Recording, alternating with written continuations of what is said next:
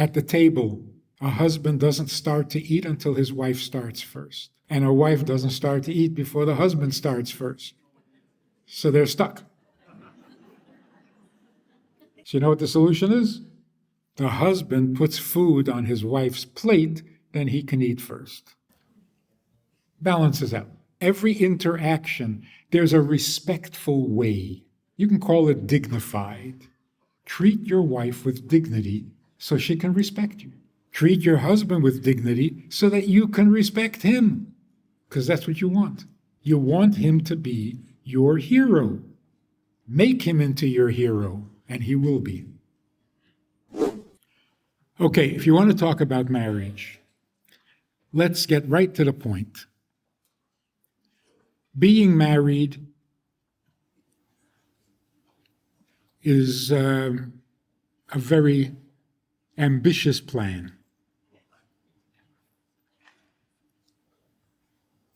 It's almost funny that human beings think that they can be happily married. You really think you can find somebody, get married, and live happily ever after? Seriously? Don't get too serious. You have to be able to laugh about it a little bit because it's funny. We are not perfect human beings, but marriage has to be perfect. So how is this going to happen?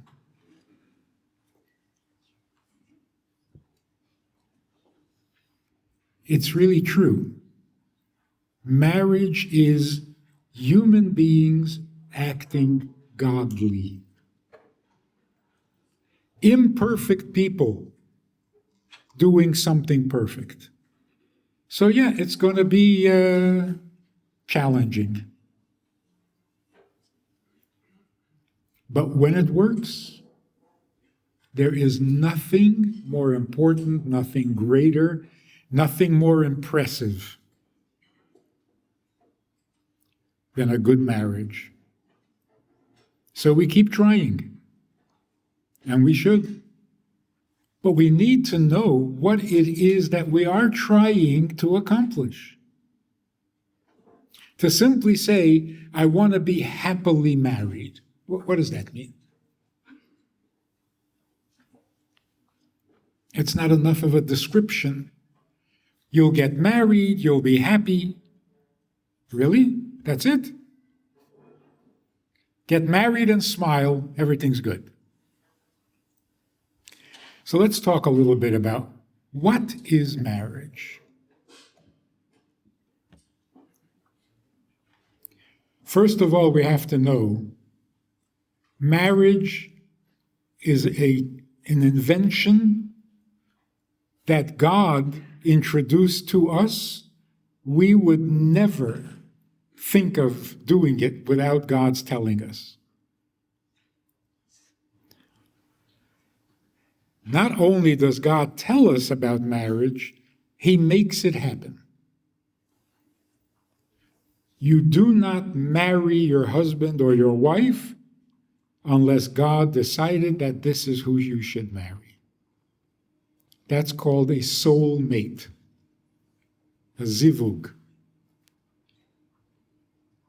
God does not leave that decision to us because it's too serious, it's too important. So He makes the decision of who you're going to marry. You have to make the decision of how you're going to marry. God chooses your husband, your wife. You choose how you're going to treat your husband and wife. So it's not a contradiction. God marries you to the right person. Why is there still trouble? Why are there still problems? Why is there still difficulties? If this is your soulmate, shouldn't it be easy? We're not told that it's easy. We're told that it's right. It's the truth. It's what needs to be and will be. The rest is up to you. So, of course, you're married to the right person. The question is, are you taking care of each other in the right way? If you think about marriage in the secular world, it's so cruel. It's so impossible, particularly for the woman. A woman is married 35 years. Her husband comes home one day and says, "We just hired a new secretary." The wife starts to get nervous. Yes? Normal? Then the husband, who's not very bright, says, "We hired a new secretary and she is gorgeous." Now the wife is having a heart attack. But can you imagine living like this? The wife is 50 years old, the secretary is 20 years old. And the wife is threatened, is in competition with the secretary? The wife has to worry every time the husband goes to work that the marriage might be over? This is so cruel to do this to a woman. So in the secular world, marriage is not only difficult, it's evil. What it does to the woman. She's 50 years old and she has to act like she's 20?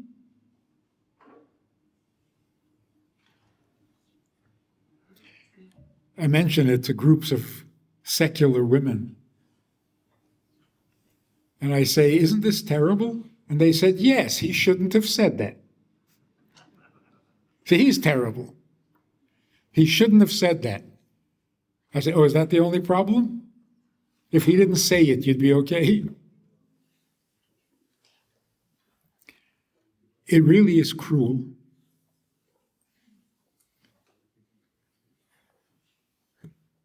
She's anxious all the time. She has to be on anti-anxiety pills. Does it ever get better?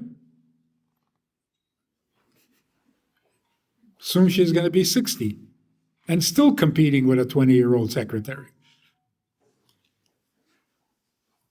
The first thing that a husband has to give his wife is security. Security means your life is secure, you have nothing to worry about. You're not competing with anybody. Your husband should be able to come home and say, "We just hired a secretary, she's absolutely gorgeous." And the wife should say, "Oh, that's good for the business. Not a threat to me, I'm your wife." That's what marriage should be. That we could call unshakable. Because without that, marriage is very shakeable, like a fiddler on the roof. You never feel secure. You never feel safe. And that is the opposite of marriage.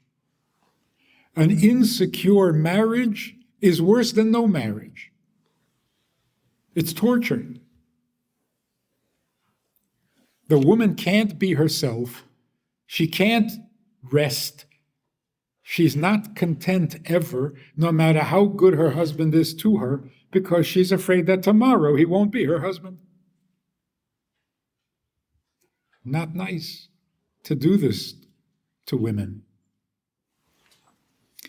Thank God we're not suffering like the secular world. We know that marriage is holy, and we treat it with holiness, and it's much, much better.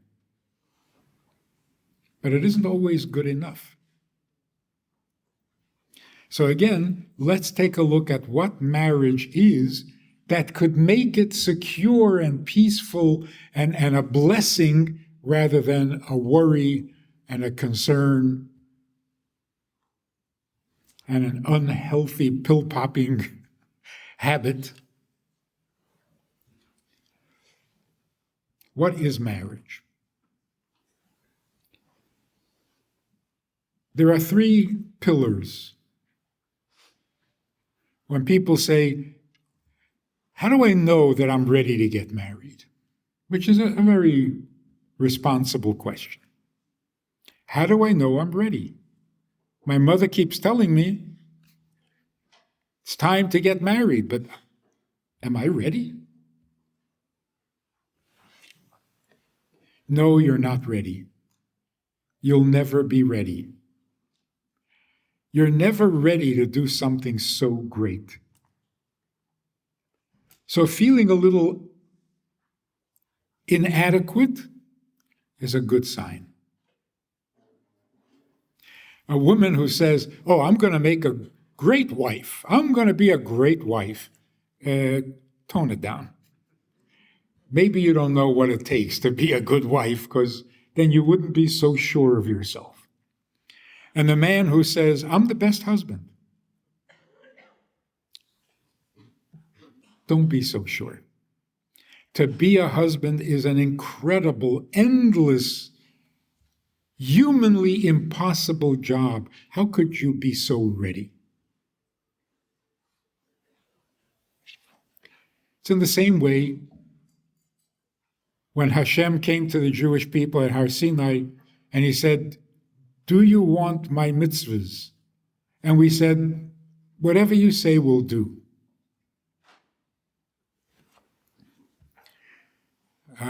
Don't be so confident of yourself. What happened? 40 days later, they made a golden calf, which showed them that this is not such a simple thing. Let's try it again. And Hashem wrote the second luchot, and that second time it was with a little more humility, and it worked to this day. So how are you ready to be married? In order to be married, you have to be generous. That's the first thing. Actually, any relationship, if you're going to be a friend, you have to be generous. And generous doesn't mean share your money. It means share your time. Have time for each other. It also means share your space.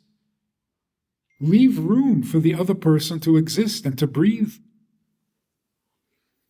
Share your compliments. If you think something positive, say it. So let's look at these three things. There are people who are very generous with their money. No problem. I give you the check, spend it any way you want. Just don't bother me. My time is more precious. I have no time for this. Don't call me in the middle of the day. I'm busy. So he's generous with his money, but not with his time. There are people who are very generous with their time, but not with their space. Don't go into my room. Don't come into my office. Don't look in my bag. Don't open my mail. Not because he's guilty of anything that he's hiding. His space is small. If you enter it, it makes him very uncomfortable.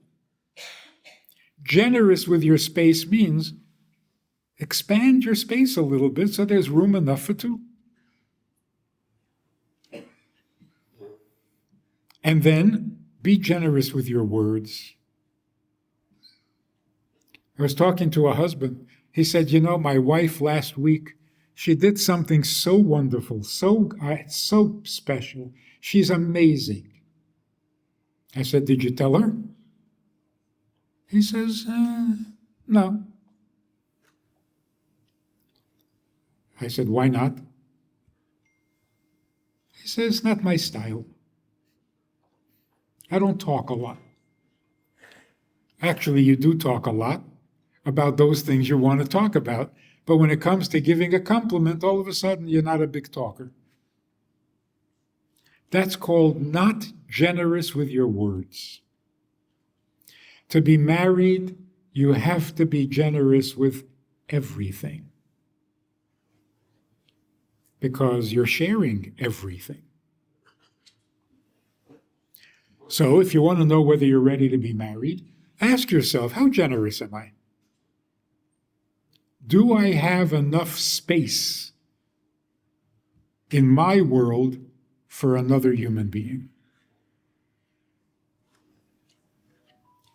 Without that, the relationship doesn't begin. Your door is closed, no one can come in. So open the door and be generous. The second pillar is maybe even more important, and that is respect. It's a miracle that a husband and wife can live together, share their lives, and remain respectful. It's unnatural. When you live with someone and you see them in everyday life, you lose respect. You become too familiar.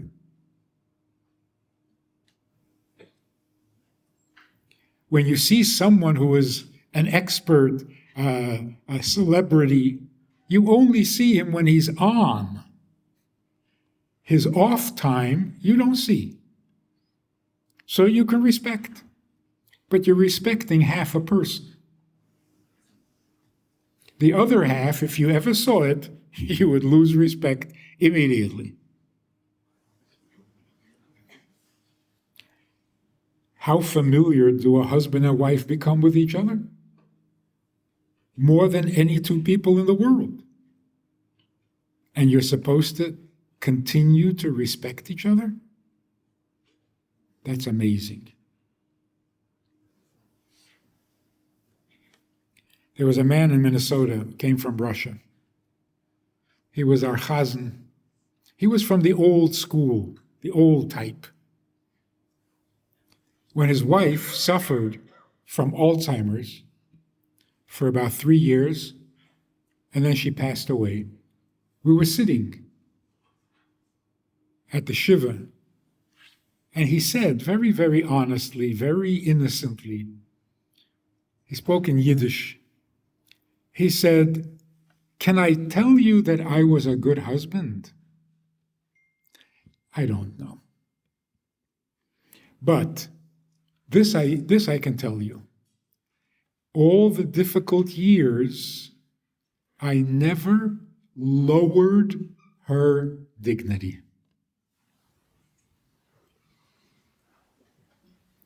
I never looked down at her. I never took away her dignity."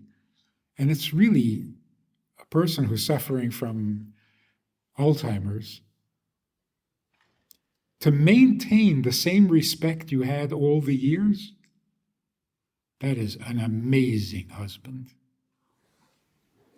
How do we keep the respect? Not only keep it, build it. To respect your husband more every year than you did the year before. To respect your wife more. Do you know anybody like that? Do you know a husband who's been married for 10 years and respects his wife more than when he was dating her? Now, when you're dating, you're very respectful.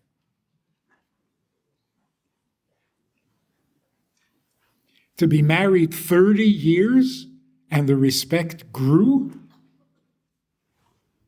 that's awesome. Is it even possible? Of course it's possible. Depends on what you're looking for.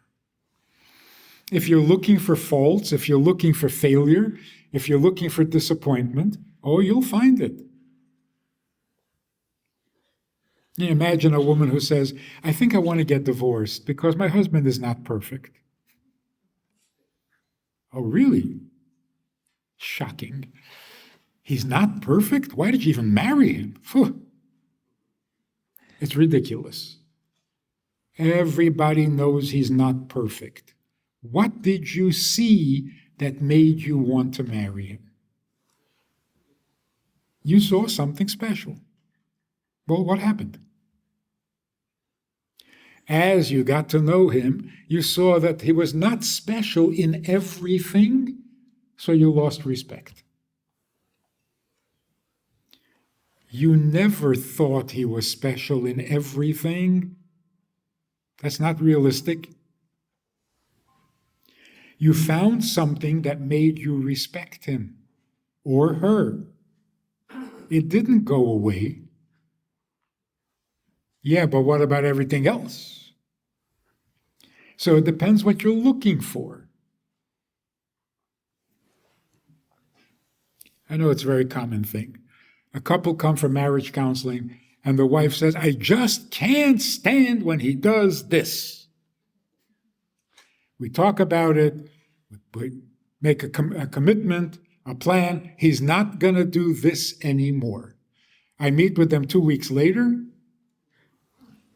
Is he still doing it? No, but he's doing that. Okay, let's make a plan that he won't do that anymore. 2 weeks later, he's not doing this anymore, and he's not doing that anymore. Oh, so everything is good? No, he's doing those. These. There's always something, which means you're looking. You're looking for failure. You're looking for flaws. You're looking for what's not good. Why? To make yourself miserable? Because that's what's going to happen. How do you maintain respect? If you realize this is the person I have to live with for the rest of my life, and even in Gan Eden, we are still going to be soulmates.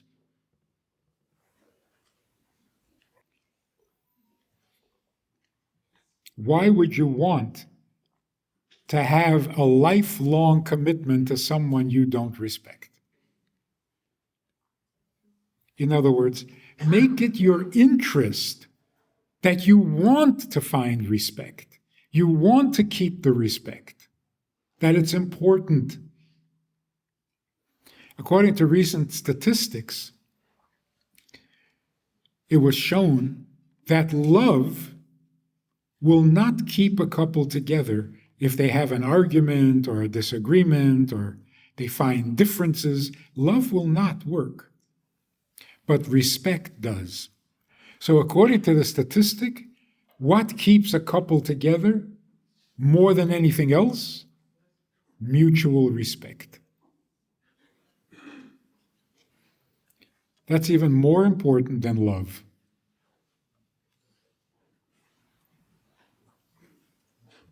In fact, you're not going to love someone you don't respect.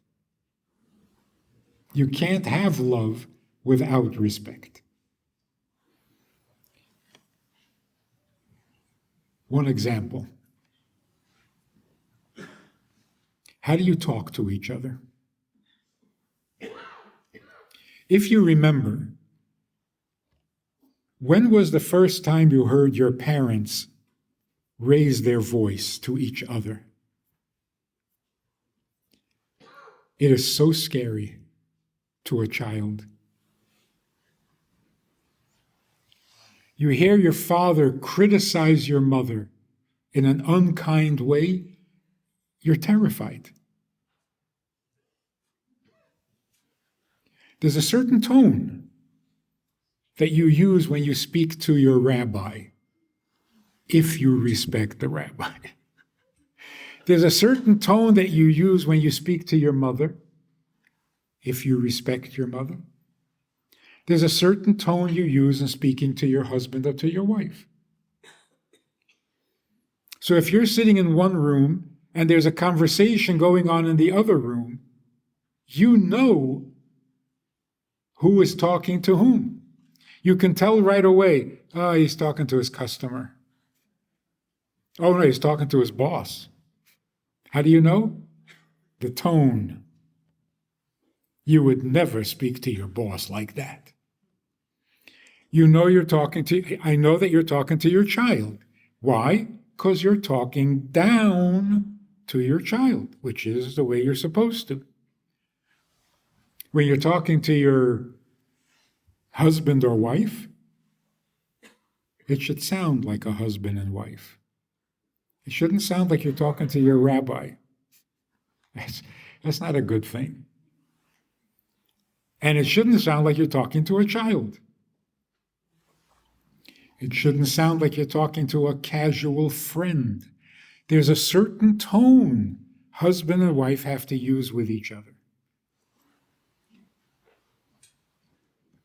Calling your husband or your wife from one room in the house when your husband or wife are in a different room in the house is so disrespectful. This is not the tone of respect. Especially if you add a little anger to it. Have you ever done that? Have you ever said to your wife, "Where are you? Come here." Don't even talk to your children like that.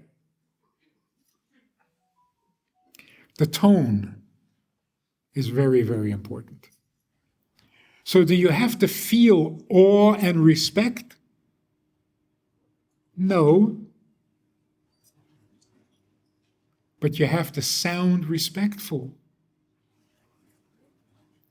You don't build up unrealistic respect, but you don't tear down the deserved respect. The way we talk to each other, particularly when we disagree, it has to be with utter respect. Or don't say anything at all. So the second pillar in a marriage is respect. Now, the first pillar, generosity, that's necessary in every relationship. Because without generosity, you don't have friends. But respect is more important to marriage than to any other relationship. Any other. In some way, you have to respect your wife more than you respect your mother. And the proof is that when you're married, you're not obligated to honor your mother because you're committed to your wife.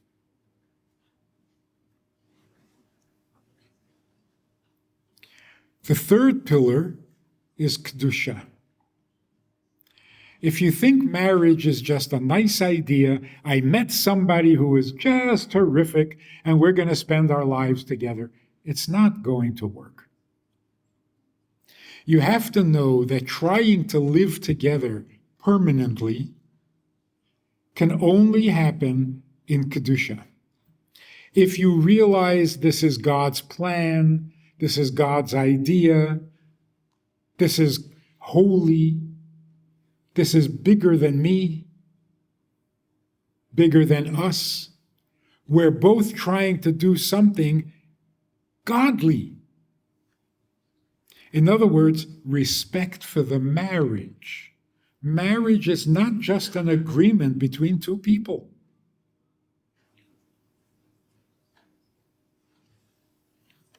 If you give it that kind of respect, now you have a good relationship that has become a married relationship. Because what makes the marriage different from any other relationship is the holiness. It's the holiest thing.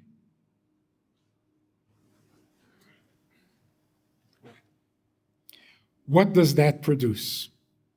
This is the important part. What it does is it creates a home. Home. The word home is so much more powerful than love. Babies can love. Children can love. Love can be fake. Love can be shallow. Love can be evil, selfish. Home is absolutely awesome. When you have a home, there are three things that happen. Number one, when you come home, you know that you are where you are meant to be. Any place outside the home, are you meant to be there? Is that where you belong? Probably not. You're just passing through. But when you come home, this is my place. I belong here. What do you do at home? Exactly what you are meant to do. No doubts, no hesitations. Everything else you can question. You're at work. Is this the work I should be doing? Is this the job I should have? Is this where I should be? There's always a little bit of doubt. And the proof is, change your job. Happens all the time. The third thing is, who are you spending time with? Who are you with the rest of the day? The people you're supposed to be with? Hopefully not, because you want to get away from them as soon as possible. But when you come home, you're with the people you're meant to be with. Think about this for a moment. If you are where you belong, and you're doing what you're meant to do, with the person that was chosen for you, is that not heaven? What else could you want? When you're where you belong, you don't want to be anyplace else. There's no place else I'd rather be. That's called home. When you're doing what a husband and a wife do at home, a father and a mother, there's nothing else you should be doing. And therefore, there's nothing else you'd rather do. This is my life. I don't want anybody else's life. And who are you with? The person that was chosen for you, which means there's no one else I'd rather be with. There's no one else I'm meant to be with. So where I am, what I'm doing, and who I'm with, absolutely perfect. That's heaven. What do you think Gan Eden is? Your neshama comes back to the world of neshamot. Are you where you belong? Yes. When the soul, when the neshama is in the body, it's not exactly where it belongs. It's not home. It's working. When you come to Gan Eden, you are exactly where a soul belongs. And what do you do there? Oh, exactly what a soul is supposed to do. And who are you doing it with? The other parts of your soul. That's why it feels like heaven, because it is. The word home should be much more precious, much more important, and much more satisfying than the word love.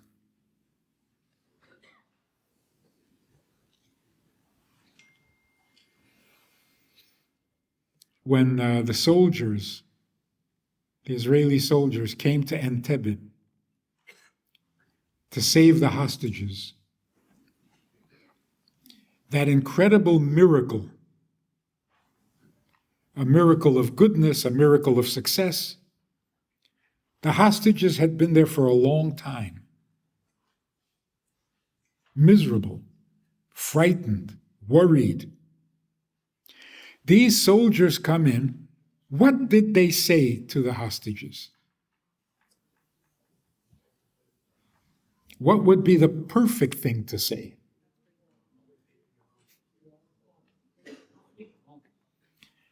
They came in and they said, let's go home.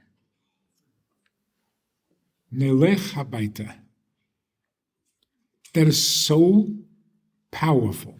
Imagine if they had come in, shot the terrorists, and said to the hostages, we came to save you because we love you. It would be terrible. But they said, we came to take you home. There's nothing greater. Now we understand what Gehenna means. If you come home and it doesn't feel like it's your place, if you're doing what you're supposed to do, but you're not welcome, if you come home to your husband or to your wife and they ignore you, that's the opposite of heaven. Can you imagine your soul comes back to heaven and all the other souls look at you and say, what are you doing here? That's it, your heaven is ruined. So one final story, and this can change life for almost everybody. I'm talking to a woman who is very unhappy with her marriage. And she was very articulate about it. She described her husband in such horrible, terrible terms. There was nothing about him that was good. Nothing about him was right. There was nothing about him she liked. She was miserable. I said, when your husband walks into the house, coming home from work, what do you feel? He walks in the door, what do you feel? She says, disgusted.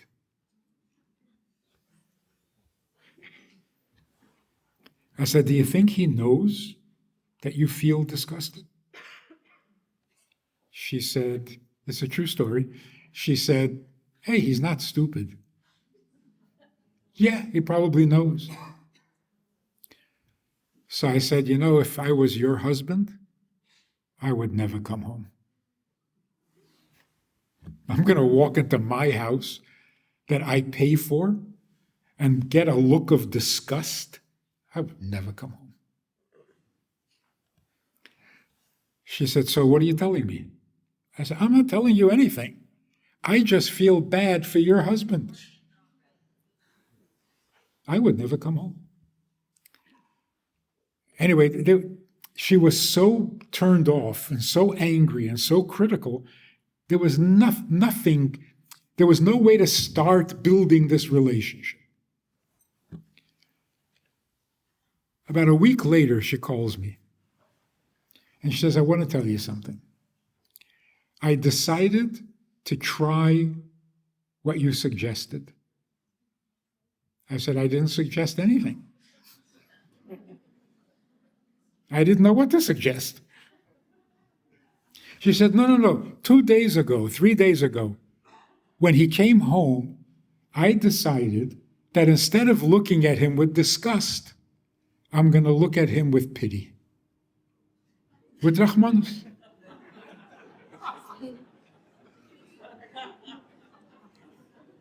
It's a pity. The man works hard, and there's nothing he does right, and there's nothing I like about him. It's a big pity. So instead of looking at him with disgust, I looked at him with pity. She says, you know, he's a nice guy. True story.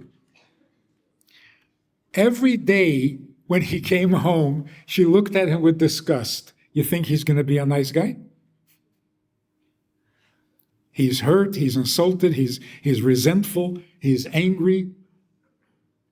She looked at him with a little softness, with a little welcome. He's a nice guy. I mean, if you let him be. So everything she was describing about him was absolutely true. He was cold, and he ignored her, and he put her down in front of the children. Yeah.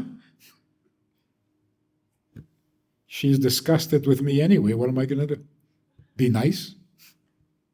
But once she looked at him, didn't even say anything different, didn't do anything different. She just looked at him with a different attitude.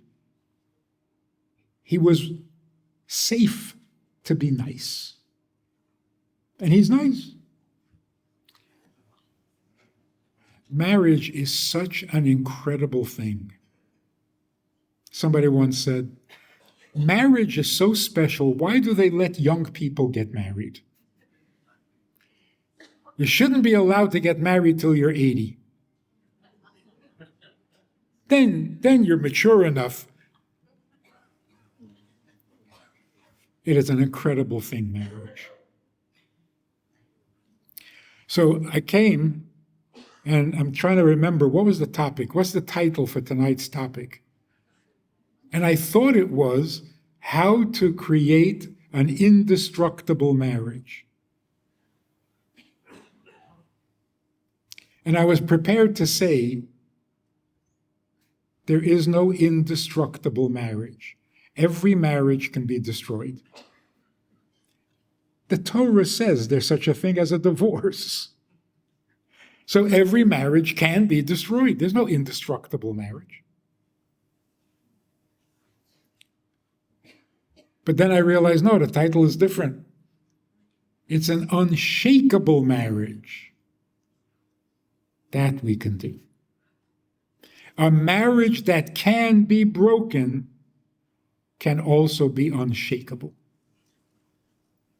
Unshakable because what would I rather do? Where would I rather be? With whom would I rather be? That's unshakable. So a woman can be absolutely confident, absolutely secure. This is her home. This is her place. This is her role. This is her husband. The rest of the world, I couldn't care less. Let there be millions of gorgeous 20-year-olds. I don't care. They're not my 20-year-old. And the wife knows it. So she can be herself. She can respect her husband. They can have a home. And there's nothing greater than that. When you have a home, this is a little warning, when you have a real home, your children will benefit so greatly. They will feel so secure. They will feel ready to get married when they're 9. She wants to be a mommy, he wants to be a tati. Why? It's the most incredible thing in the world. But here's the problem. If you make a home so special, your children will never want to leave. Which creates a whole new problem. And maybe we should have a lecture on that. But halavai, you should have a home that your children want to repeat in their own life. They want to copy your style. They want to copy your role model. They want to have a home like you. You're in heaven. You're in heaven. If your child says to you, I can't wait to grow up and have a home like this one, that's it. You're in heaven. There is nothing greater that anyone can say to you than that. True? It makes all the difficulties worthwhile.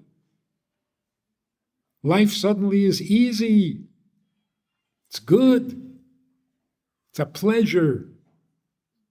That's called heaven. So do you believe in heaven and hell?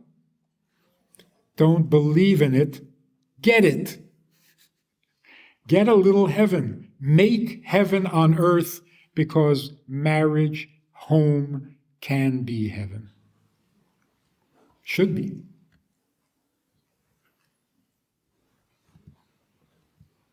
Agree? Everybody? Okay, what are some of your comments or questions? And let's hear what's going on.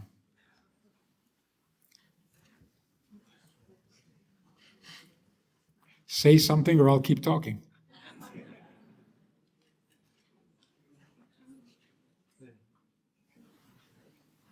Question here, right here. Your husband is chosen by Hashem. 100%. 100%. Who else would? No, yeah, by Hashem. Your husband is chosen by Hashem. Does that mean if you meet him and marry him, you're going to have an easy time? No, that's up to you. It's like God says, here's a guy, enjoy him. Thank you very much. He's not so easy to enjoy. So you have to work on it. But he is the right man. I was speaking in Colorado many, many years ago. At that time, my wife and I had 11 children. Only 11. So when I was introduced, the rabbi who introduced me said, the father of 11 children. I spoke for about an hour. At the end, there was questions, right? The first question, the first hand that went up was a woman sitting in the front. She said, 11? But she didn't hear a word after that. She got stuck on the 11. She said, 11? I said, yes. She said, do you know that some people don't have any?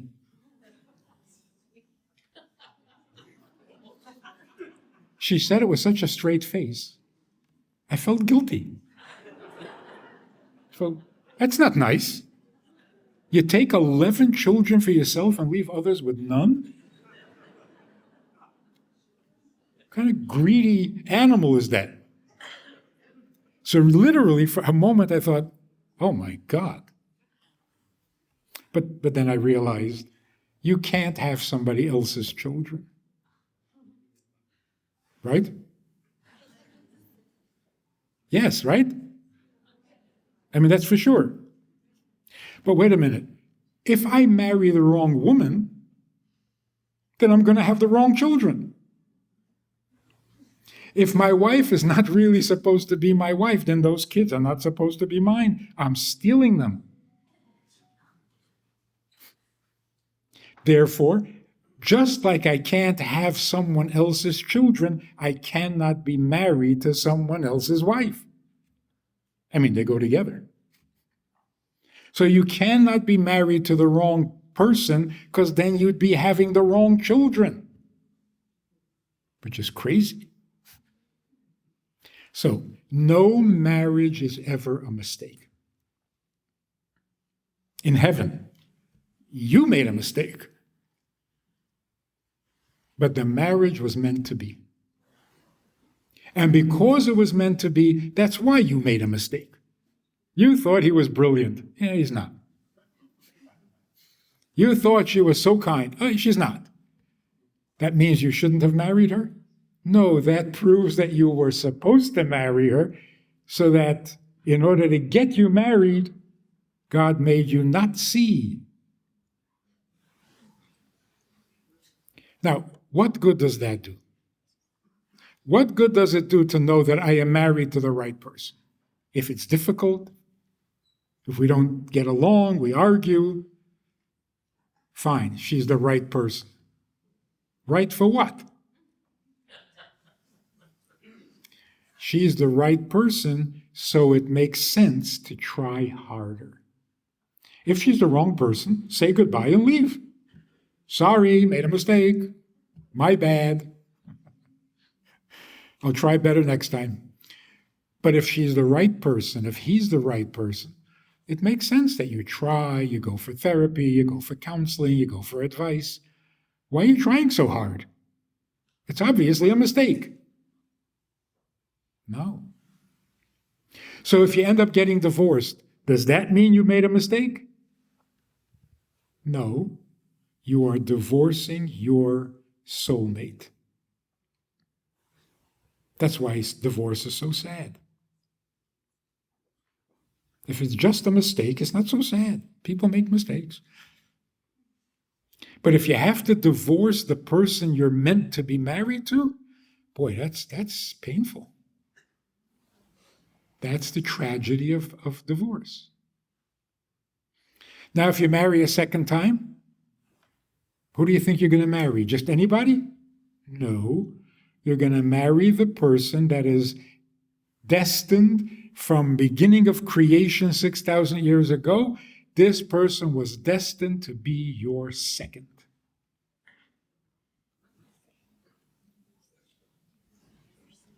So if that one is difficult, it's worth trying. It's worth working at it. But a friendship that all of a sudden is not good, I never heard two people who have been friends for many, many years, and now they don't get along anymore, so they're going for counseling. I never heard such a thing. We don't get along anymore, so get out of my life. What are you going counseling for? Only marriage. Marriage is worth working on because you know that this is the person you're supposed to be with. So no marriage is ever a mistake. People immediately ask, well, what if I marry a non-Jew? God forbid. Is that a mistake? Maybe it's not a mistake, but it's not a marriage. There is no marriage between a Jew and a non-Jew. Because marriage means a soulmate. Well, the soul of a Jew and the soul of a non-Jew are never mates. So it's not a marriage. A real marriage is never a mistake. Every marriage is made in heaven. So, try a little harder. It's worth it. It's worth it. What about people that they don't get married? God doesn't want them to be married? People who choose not to marry, that's a choice. People who want to get married but never do, obviously, that's God's plan. They are meant to do something different. But that's the exception. So a woman who was 24 years old and said, I don't think I'm ever going to get married. Why do you think you're the exception? People get married. Oh, some people don't. That's the exception. A healthy way of thinking is, I'm not an exception, I'm like everybody else. So we don't get scared because there are exceptions. You always assume that you're typical, not unique.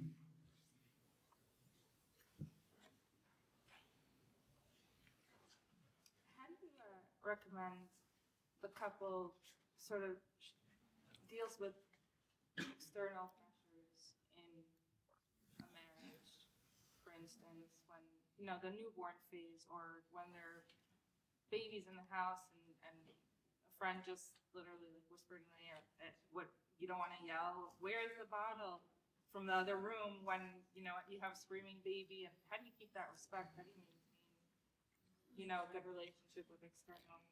The question is, if you have a screaming baby, don't you want to scream across the house to the husband, "Where is the bottle?" Or the husband wants to scream even more. Look, if you have a screaming baby, that's a problem. Having a screaming husband just doubles the problem. Or screaming at your husband, now there's a lot of screaming going on. This is not a solution. I think most frustration comes when you think that you're doing something you don't need to be doing. Is that true? A mother who screams, "The baby is making me crazy. The children are driving me crazy." Children drive you crazy? Only if you think, "I shouldn't be doing this." Another diaper? Are you counting? You're counting the diapers? I should do 4 a day, but not 5? When you start to think, "Why am I doing this?" then you get frustrated. But if you think, "Why am I doing this? I'm his mother. What else should I be doing?" then you're fine. So again, a home is a place of tranquility. It's a place of comfort. It's a place of pleasure. Why? Because you're sure that you're doing what you're supposed to be doing. And you never get frustrated when you're doing what you're supposed to be doing. Even at work, any job you take, if you suddenly start to think, "Why am I doing this?" that's it. You can't enjoy it anymore. But if you're sure this is my profession, this is my job, then whatever you need to do feels right, feels easy. So if you find yourself screaming, ask yourself, what am I screaming about? I'm in heaven. People don't scream in heaven. It's the other place they scream. I'm in heaven. What am I screaming for? I know it's easier to say it than to do it.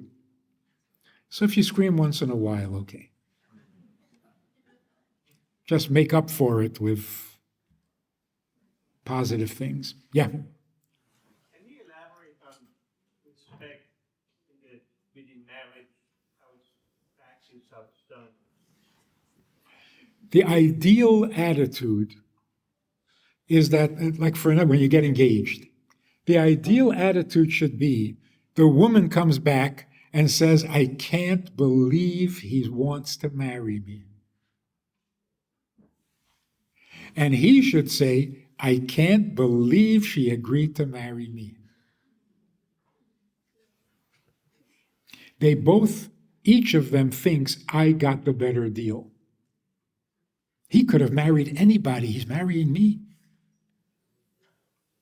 And he has to think, "She could have married anybody. She's marrying me."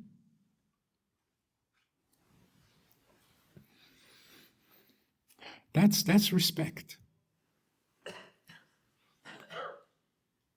Respect means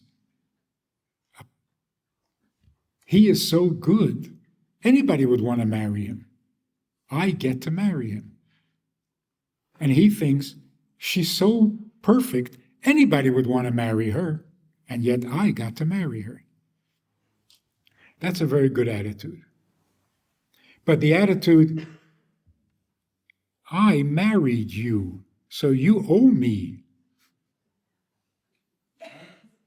I am great, and you're not so great, so I did you a favor by marrying you, now you got to do me favors." That's not respect. That's not respect.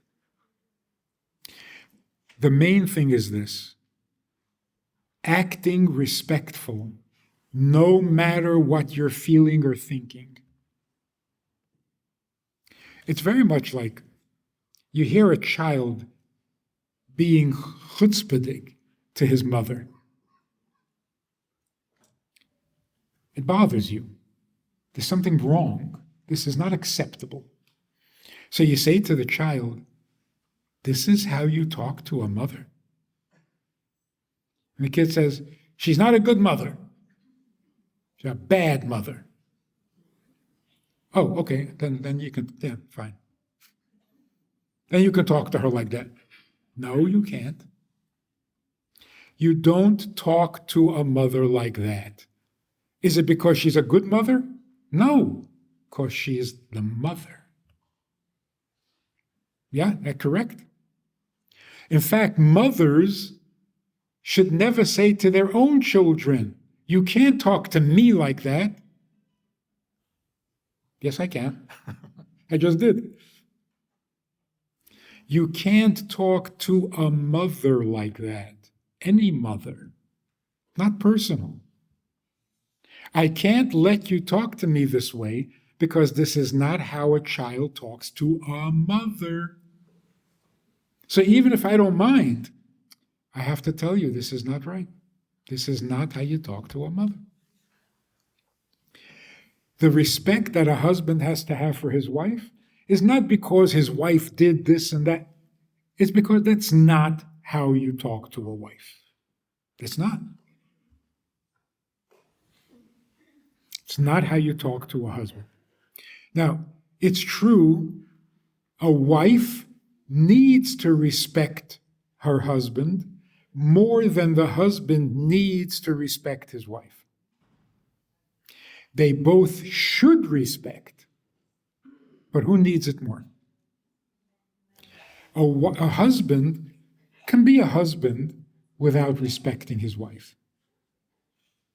He can. I don't know if he should, but he can. A wife cannot be a wife without respect. If she doesn't respect her husband, she can't be a wife. A wife has to look up to her husband. Why do you think most women marry someone taller than them? Because if there's nothing else to look up to, at least be tall. So I can look up to you. So the husbands need to know, if you want your wife to be a wife, help her respect you. Don't do things that are going to take away her respect. Don't make it hard on her to respect you, because then you're going to suffer. So it's not like, well, what should I respect about her? It doesn't matter. Talk respectfully, act respectful. At the table, a husband doesn't start to eat until his wife starts first. And a wife doesn't start to eat before the husband starts first. So they're stuck. No. You. Yeah. So you know what the solution is? The husband puts food on his wife's plate, then he can eat first. Balances out. But in every occasion, in every interaction, there's a respectful way. You can call it dignified. You can call it dignity. Treat your wife with dignity so she can respect you. Treat your husband with dignity so that you can respect him. Because that's what you want. You want him to be your hero. So treat him that way. Make him into your hero, and he will be. When you're looking to get married, what you're exactly supposed to be looking for, that man or woman in the order of importance, and how would you know that you found the right soulmate? What should you be looking for, and how do you know you found it? What you should be looking for, you already know. Because if you're 20 and you still don't know, you know you want somebody honest, you want somebody kind, you want somebody You know what you want. I mean, the common things that everybody wants. So when a woman says, I'm looking for a guy, a nice guy. So, isn't everybody? Everybody wants a nice guy. You're looking for something a little more personal, specific. Of course you want a nice woman, good woman, a smart woman, a pretty woman, of course. So any pretty woman will do, any nice woman, any kind woman you can marry. The woman you marry has to bring out in you the confidence of being a husband. Sometimes a guy is sitting with a girl and he really wants to marry her because this is going to be a challenge. That's not a marriage, that's a game. The man should look at the woman he wants to marry and say, you make me feel like a man. That doesn't happen with every pretty girl. She has to feel, I want to marry you because you make me feel like a woman. Not feminine. Everybody does that. You make me feel like a woman.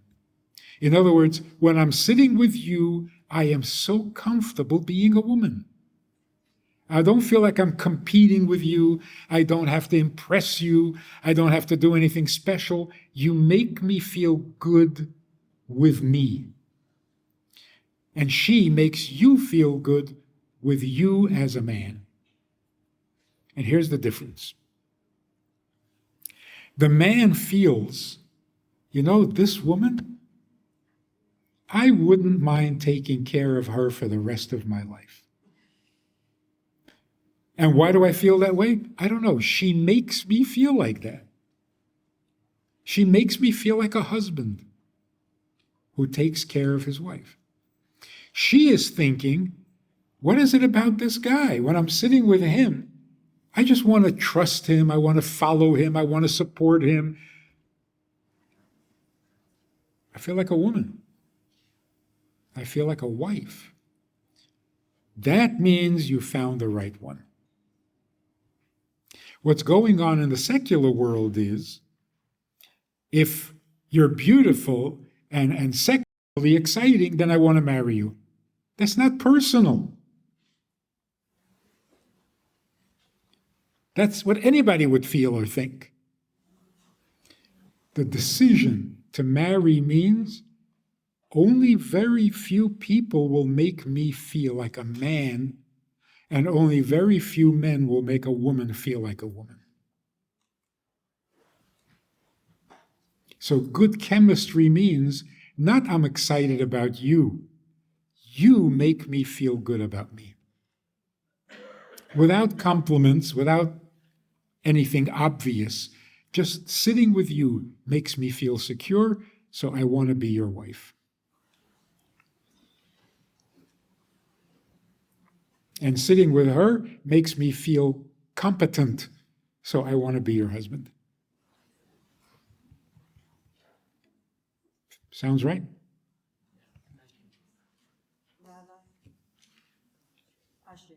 So, you're married, right? And, you both are very different people, and you have to learn how to compromise your differences and learn how to live with each other and make each other happy. How can you do that? I don't know, how can you do that? Sitting out or married for a whole year, learn how to respect each other. What can you do? Two things. How do we compromise with each other in order to make each other happy? That's confusing. That's like painting yourself into a corner.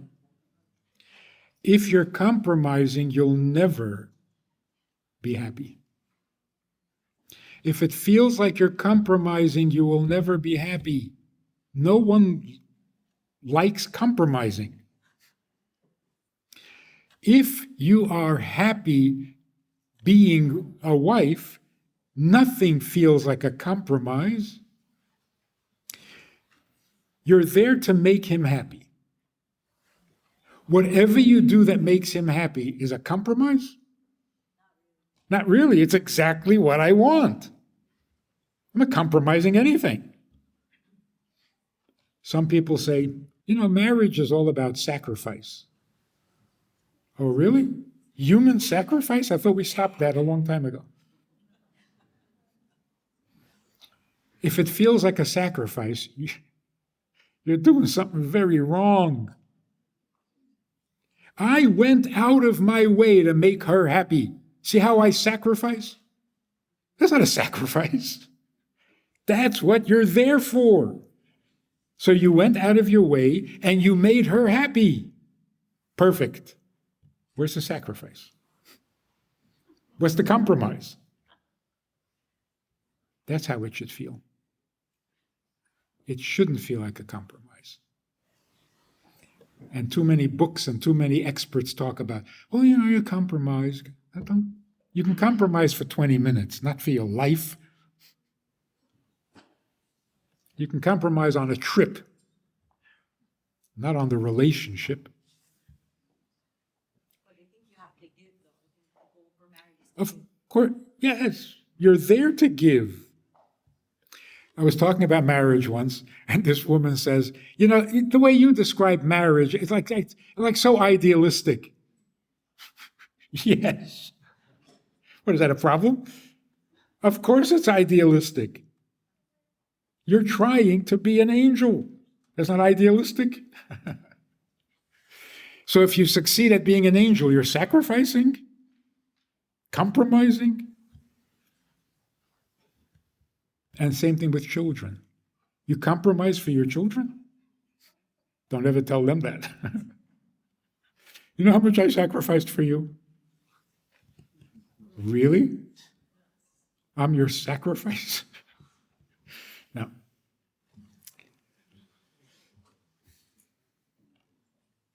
Yeah? Did you ever tell your spouse, I love you? Only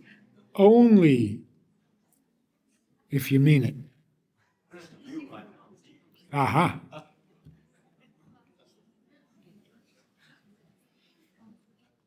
When you mean it, say you, I love. Not I love you. That sounds arrogant. It's all about me. Aren't you lucky that I love you? Arrogant. Say, you I love.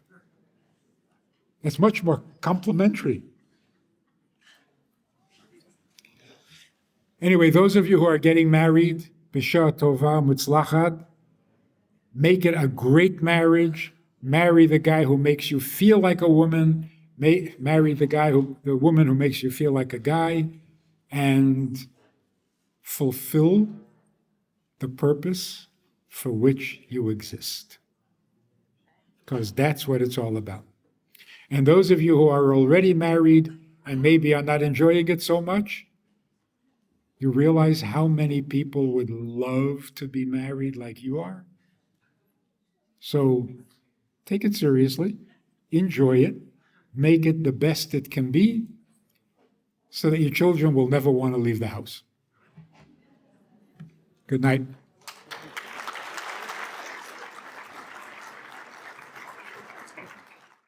If you enjoyed this conversation or this topic, and you're looking for more information, or you want to hear it again from another angle, there's a way to do that. And that is in this book. It's all there. Order it from Amazon. You can read it, reread it, and share it.